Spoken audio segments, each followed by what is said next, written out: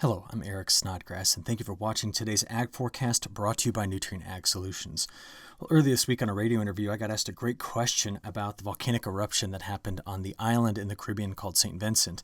And the picture you're looking at here, and the credit goes here to Geron Charles, shows you the ash plume that was erupting from this volcano. And a couple of neat things. We actually can see that right in through here we have what we commonly call a cap cloud that formed. This is basically when you push an entire sheet of air up vertically and it saturates, but it's not destabilized, so therefore it kind of forms this very laminar looking cloud feature. But the question that I got was, is this going to have any sort of impact on global weather patterns? So I'd like to show you this. Let's just go look here, and I'll zoom back out a little bit just to kind of show you where we are in the world. So these islands in through here are called the Lesser Antilles. You almost can't even see them, and then the Greater Antilles are here. And so we're going to zoom in here on April the 10th, and you can start to see from some of our high-resolution satellite data where that ash and smoke plume was getting pushed on off to the east. Now, why it was getting pushed off to the east in the tropics here was because it went pretty deep into the atmosphere. The surface winds are trade winds. They're out of the east in this area.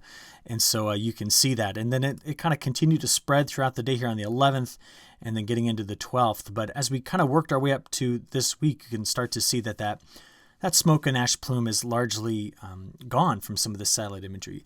And the comment that I made was that, yes, large volcanic eruptions, especially those that are persistent, do have an impact on global weather patterns. This one was, even though it was impressive for the region, the likelihood of it having some sort of lasting impact seems to be relatively limited. So that would be my analysis of what was going on there. Coming back to the United States, let me just go show you. Let's go back here. This would be yesterday's satellite data, and we're just going to take it right up to sunset right there. And there's a couple of things to point out. We actually see several different large circulations. There is this very slow-moving low due to the kinked-up behavior of the jet stream over the Pacific that's moving right now into the Great Basin. And as it came through the Great Basin, it actually brought some snow to parts of the Sierra Nevada, as you can see here. And then really, we got things popping here off the mountains the other day. And we're going to talk about the snow that's going to come out into the plains here in a few moments. Secondly, you know the weather system that came through the upper Midwest over the weekend? It's still here and sitting and spinning. I mean, if I just go back and forth, you can see the impact of that just very slow-moving cutoff low going through the Great Lakes region, keeping things cool and quite soggy in this area. Meanwhile, farther to the south, we saw lots of storms that kind of erupted over Louisiana. I'll show you the rainfall in a moment. But I want to point out one storm system in particular. Keep an eye right here, okay? As we move this forward, big supercell popped up right there last night. You can see the anvil cloud spreading around it here. And that one actually put down some hail yesterday. But getting a little bit farther to the east of that, let's just watch this animation. This goes back to yesterday. We're watching really where these storms were kind of moving through in this area, giving us the flash flooding problems we did see down here along here in Louisiana and southern Mississippi, getting over into the Panhandle, Florida. And in addition to that, on the back side, there's that low that was moving through the Great Basin here, moving into the Rocky Mountains. We're going to watch eject later on today in the very soggy and cold and windy and wet day that we had here in parts of Wisconsin and in Michigan. So last 72 hours of total accumulated precipitation. This comes in from the MRMS data. We do notice that some of our storm systems down here, I mean, we've got numbers in this area that are up here above the 6-inch mark that we've been measuring. You see these streaks in Texas? That would certainly be where our stronger storms have popped out. A little bit of snow right there into the Sierra Nevada, but this is going to be the system we're going to watch emerge into the high plains very soon. And as this one exits over here to the east, well, we've got more snow for parts of the Northeast we're going to talk about in a few moments. But since we mentioned snow, let's go ahead and take a look at the last 72 hours of total snow accumulation. And again, we saw snow spreading from Montana, North Dakota, and northern Minnesota, even to parts of the UP of Michigan here over the last 72 hours. And while it was cold and it's in the form of snow, this is a form of moisture return to this area, which is critical. And there were a few places in here that picked up over 7 inches. And NASA's satellite-derived soil moisture data for the top 4 inches does show the impact of that. Remember how this was all just the deepest shade of red here in the top 4 inches. Now, this did not cure the profile. We still have a problem here in terms of our profile of moisture, but just to see moisture return to this just felt good to see that. anyways, get a quick snapshot here around the country of what's going on.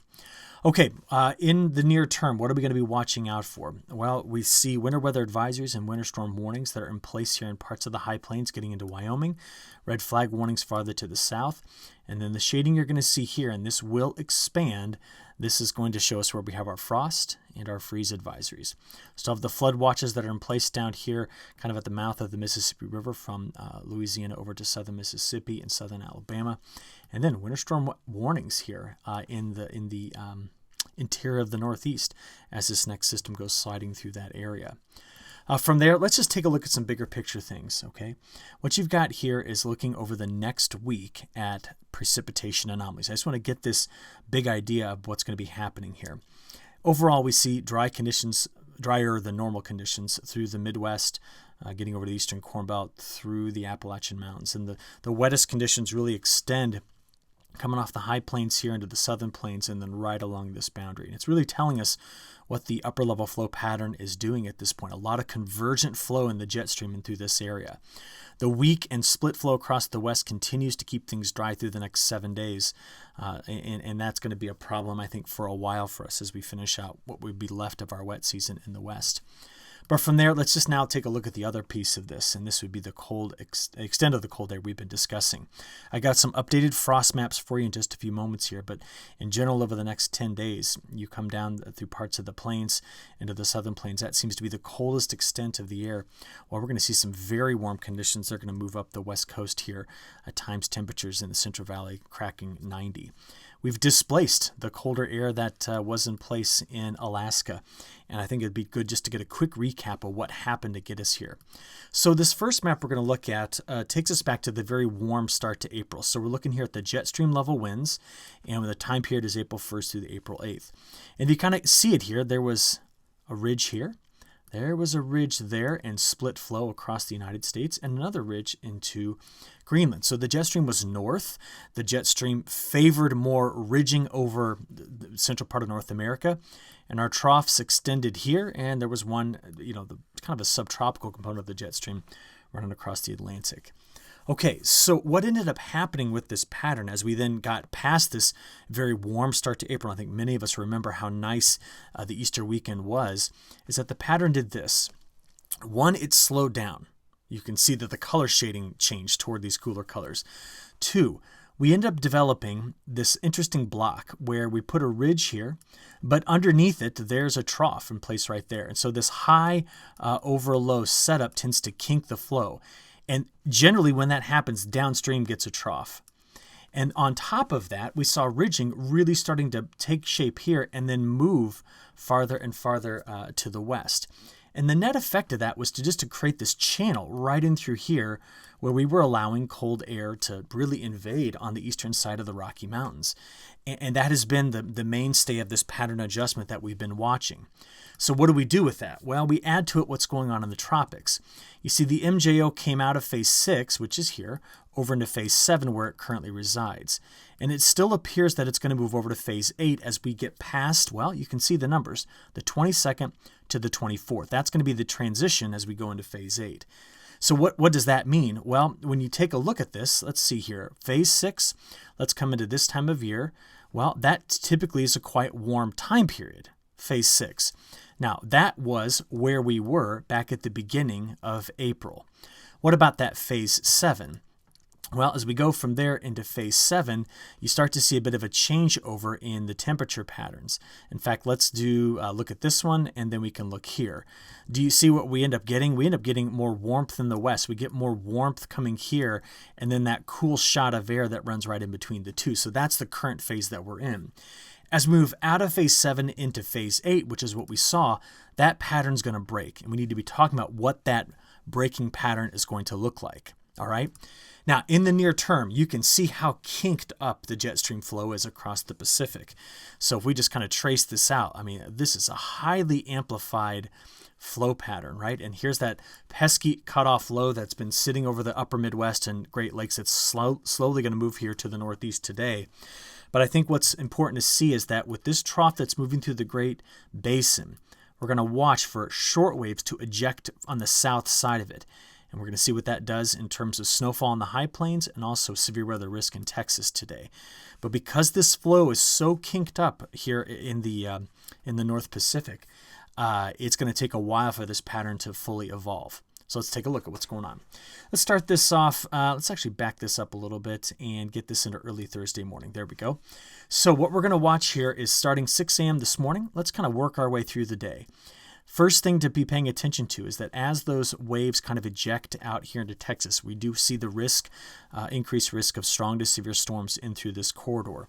Meanwhile, get to the north of that, and now you see the snow moving out of Colorado here into Nebraska, into southwestern parts of South Dakota, and hitting Wyoming. Throughout the day, where our upper level low is moving into the northeast, see it there? We could get some snow at higher elevation in the interior. And this is going to sit here and just spin ever so slowly. But the bigger snow event in the middle part of the country is going to be coming out of Colorado here into Nebraska, western South Dakota, and Wyoming. Meanwhile, we're going to see widely scattered rain showers moving through parts of Kansas and Oklahoma. And as we play this on out into early Friday morning, so let's just get you here. This is 8 a.m. Friday morning. We see that the high-resolution NAM model really brings that snow pretty far to the east here. Let's go through the day on Friday and now work our way into Friday night. And we see that rain slowly starting to spread over toward Kansas City, but stretching down through Arkansas into Mississippi. And we're still dealing with that upper-level low. That'll be a full week that it took that upper-level low to go from here to there. And it's still putting down some snow in the interior parts of possibly into Massachusetts, but really into Vermont and New Hampshire here. Let's play this on out to the end, which gets us into early Saturday morning. The light precipitation could spread into parts of southern Iowa, Missouri, Illinois, and then we start to see better chances of rainfall from, in and around the Atlanta area in this section of Georgia into South Carolina. So that gets you through the 17th. If we just take a look at total accumulated precipitation, we're going to do this relatively quickly here. I'm just going to play that all the way out. Just so you know that some of what you've got down here in Louisiana is from the precip last night. This is the 0Z run. But in general, through Saturday morning, you've now got your precipitation totals map here. So pause it and take a closer look at your particular location. From there, we do need to show you what's going on with the snow. So here's some of the latest data from our high-res models. We possibly could be spreading anywhere from 2 to 4 inches of snow, maybe locally heavier amounts that get here into Nebraska, but certainly in this part of Colorado and Wyoming as well, and maybe clipping Kansas too. And then you can see models are really trying to put down some higher amounts here in parts of the interior of New England. But I would call into question how far to the south this gets. So if you are watching my videos here in Massachusetts, I'll say that this could be a very tricky forecast the closer you get to the coast. From there, let's go to the high-res European model, and let's play this out over 10 days because I want to talk about that pattern shift we alluded to. All right, so we've seen through Thursday, into Friday, and now through Saturday morning. Again, we're going to watch one system exit, the other system fade, and it's going to put a front down here along the Gulf Coast, adding more precipitation to already very wet areas. Now, after that moves through, so this now gets you through Sunday morning right there, okay? Our next big event is actually coming out of Alberta and Saskatchewan here. And it's this large high-pressure cell that's going to be sliding farther and farther to the south. Now, you notice as it pushes up against the mountains here in Montana, we could be seeing some significant snow. Could be a little bit more snow coming through southern Saskatchewan, Manitoba, and into North Dakota and northern Minnesota. But that cold air, this is now the 19th, so we're getting into Monday the 19th. You can see it advancing farther to the south. And as it comes through here, it does fade in terms of where it was putting down that snow, but that colder air seems to invade the midsection of the country, and we're going to watch this very carefully. We could see the timing of a little shortwave coming out of the Four Corners area that matches up with that front, where we could be getting some, as you can see here, maybe some snow. New Mexico, panhandles of Texas and Oklahoma. And as this front slides right in through this region, and the model's been quite consistent with this lately, we could get some of the white stuff here in parts of Michigan and Wisconsin as well. Now, it's starved for moisture after that. So do you see how as we work our way from Tuesday into Wednesday, not much becomes of it here. But it appears that with that cold air coming in by next Wednesday and Thursday, that is our coldest extent in terms of this cold shot of air that's coming mid-month here. And I want to make a point as I kind of rock back and forth. This region in through here has this lingering frontal boundary through Florida, very heavy rainfall on that. Now watch this. It's unwise to take this verbatim beyond just a few days, right? But I want to show you the transition that happens after the 22nd. And it's right here. That high pressure cell moves over the Ohio River Valley, and we start to return a lot of warmth on the backside of it. And in addition to that, the very dry conditions along the west, well, we start to flatten out that jet stream pattern. And look, we have a system coming into the Pacific Northwest. And we see that by the 23rd, 24th, 25th, we now start to get a much different pattern, and we could go right back over to our severe weather that we have normally this time of year in this section of the country. That's the changes that I'm seeing. Now, I've left this already out there at day 10, and I wanted you to see what the difference is. If you notice out here at day 10, look at the jet stream pattern. That's what the colors are here.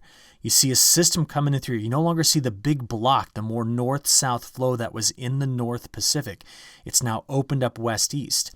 And therefore, if I'm going backwards in time here, that could kick off, coming on the southern branch of this jet stream, well, a few systems after the pattern breaks to possibly, well, not only return the Gulf moisture, open it back up, and then bring in some warmth, but also initiate the severe weather coming through the southern plains, through the mid-south, and into the Midwest. That's what I'm seeing when I look out there far past the 22nd. Now, leading up to that, look at this. There's that highly amplified flow, the deeper trough here, and that's our cool weather we're going to have to endure. And there's the wave coming down early next week that's putting in that big high pressure cell. You see it right here? That's putting that big high pressure cell into place that's going to invade, and it's going to reach its greatest extent likely on the 21st, 22nd, maybe into the 23rd. Okay, with that diagnosis though, look at the week 2 pattern. What I want you to notice is we're now increasing precipitation here, and we're about to open up this area right in through here to seeing more frequent spring storms, including severe weather. So as those waves start to eject like this, rather than the flow coming from this direction, okay, they start to come out like that. Now we're back into business with our normal spring severe weather. So the end of this month, the beginning of the next is what I'm watching. Okay, from there, I would like to just show you the GFS is in agreement. So this would be the week 2 GFS pattern, and it even brings the wetter conditions, here much more in alignment with my thinking.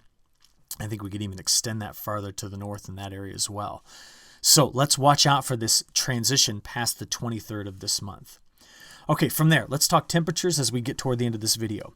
I want to look at high temperatures first. We're going to start off today. Remember, the color shading is departure from normal. So yes, we are very cold compared to normal. Temperatures here in some places up to 20 plus degrees colder than average for the highs. Well, this pattern settles into Friday, getting into Saturday, Sunday, and Monday. There's the big shot. See it there coming in on Monday and Tuesday? That's that big high pressure cell I was telling you about. Look at it coming through the northern plains. And while that's going on, take a look at these temperatures on the west coast. Upper 80s, lower 90s, stretching all the way here up through the I-5 corridor, the Willamette Valley, getting into the Columbia Basin. We're getting deep into the 80s. The colder air is on the other side of the mountains. So I said it looks as though the peak is going to be sometime after the 21st. And let's go take a look at how cold those overnight low temperatures get. So just pay attention to this white line. And then, of course, you can look at the numbers for the overnight lows. So going from Thursday into Friday, now getting into the weekend, there's Saturday. You can see that this is the frost line coming way down here pretty far south into the southern plains. Going from there into Sunday and Monday and now Tuesday. That's when the coldest air seems to be advancing through. So there's our frost line at that point, and then as we get into Wednesday morning, now it moves over here into parts of the eastern Corn Belt. What I want to show you is that the coldest time period seems to be out there in the day 5 through 10, and immediately after we get past like the 22nd, 23rd, we're really going to start to ramp this temperature pattern back up. And therefore, looking out that far, this is the latest update, and it really fell into line with our thinking earlier this week that this is where we were going to see the greatest kind of eastward and southward extent of the frost conditions. So gray on this map represents we're through the next 10 days, and that gets us out to the 24th, where through the next 10 days we are expecting to see temperatures getting below freezing. Okay. After that, notice the moderation in the pattern. This would be day 10 through 15, getting us out to the end of the month. And the European model is even more aggressive on returning that warmth. So just thinking about this, we have the drier pattern that's coming through over the next week, and it's the cooler pattern as well. It breaks after about the 23rd. That seems to be my current thinking here. And we moderate very, very quickly. But we do return some moisture at that time as well. That's the main story here. If I can finish with one last thing, if you have a couple more moments, I want to talk about ocean temperatures. So our La Nina that we've been discussing has faded, and we've discussed that, right? Southern Oscillation Index is near zero. The trade winds are no longer responding, but we've had this discussion in the last couple of weeks about the colder water that's here, the warm tongue pushing into it, and what's going on here in the North Atlantic. Remember, this cooler water here, part of that negative Pacific meridional mode, tends to be important to understanding the upcoming early summer through midsummer moisture and temperature patterns in the midsection of the United States. All right. What I'd like to show you in addition to this analysis is what's happened over the last, this is over the last month. So going back to early March now to early April, what the temperature change has looked like. So what I wanted to show you is this region in through here has yet to really warm up. In fact, it's cool during that time despite increasing sunlight. We've warmed in through here. We've warmed in our La Nina and El Nino region considerably as well. The North Atlantic, there's a spot in here that's cooled off a little bit, but I don't know how long that's going to last as we get into our summer time period. But I'll just put an X in it. This is the most critical spot to be watching for the upcoming summer pattern across the whole of North America. It's kind of our only seasonal predictor at this point for what summer might look like. And while that remains cool, the risk of drought is going to increase. Speaking of drought, a few hours from now, we're going to get the new release of the latest drought monitor. Go take a look at it. Let's see if we had any changes between last week and this week. But with that, I'm going to stop there and hope you all have a great rest of your week and weekend. And we'll talk to you again on Monday. Thanks.